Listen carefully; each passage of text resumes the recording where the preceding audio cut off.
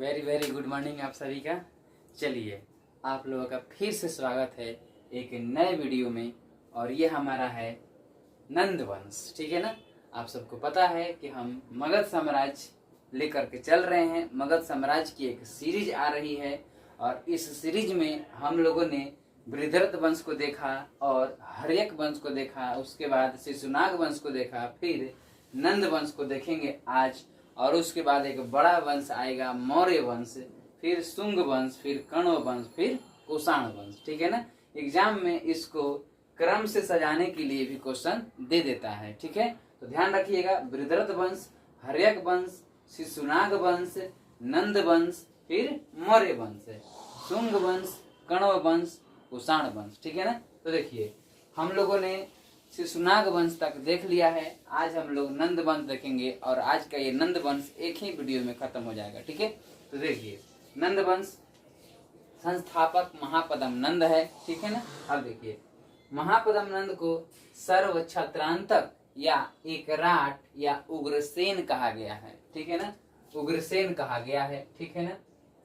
चलिए अब देखेंगे क्या कहा गया है। संस्थापक इसका महापद्म नंद था, ठीक है। महापद्म नंद को सर्व छत्रांतक मतलब सभी क्षत्रियों का नाश करने वाला इसे कहा गया है, ठीक है। अब देखिए एकराट कहा गया है, मैंने एकराट की उपाधि धारण किया था महापद्म नंद ने, मैंने एक ही राजा एकराट। उग्रसेन, इसे उग्रसेन भी कहा गया है ना।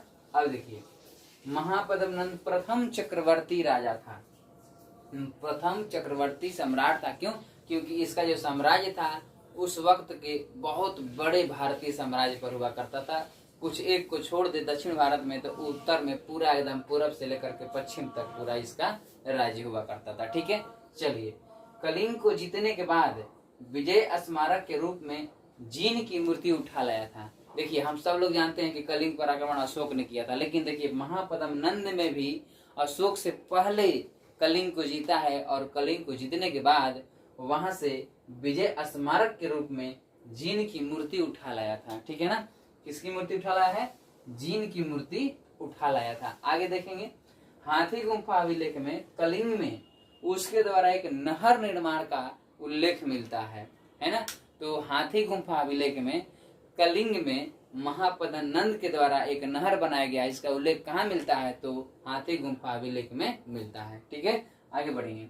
महापद्म नंद पहला शूद्र शासक माना जाता है, ठीक है ना।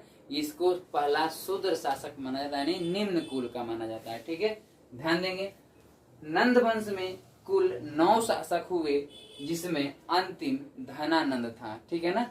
अंतिम कौन था? धनानंद था। आप लोगों को बहुत अच्छे से पता होगा धनानंद के बारे में। यह एक क्रूर राजा था और यह विष्णुगुप्त को, है ना, चाणक्य को क्या करता है? धक्का मार करके निकाल देता है।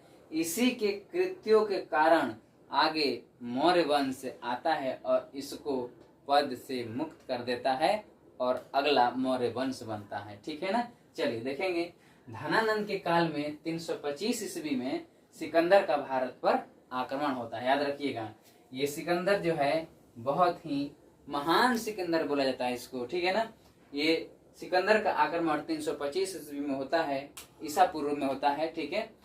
और उस वक्त भारत में धनानंद जो है मगध का राजा होता है और इसकी ख्याति इतनी होती है, ज्यादातर आपको हाथियों की संख्या यहाँ इतनी ज्यादा थी, उस वजह से कोई युद्ध नहीं करना चाहता था और इसी वजह से सिकंदर की सेना जो है वो व्यास नदी को पार करने से इनकार कर देती है और वो भारत विजय का जो लक्ष्य लेकर आया था वो उसका वो अधूरा रह जाता है, ठीक है ना।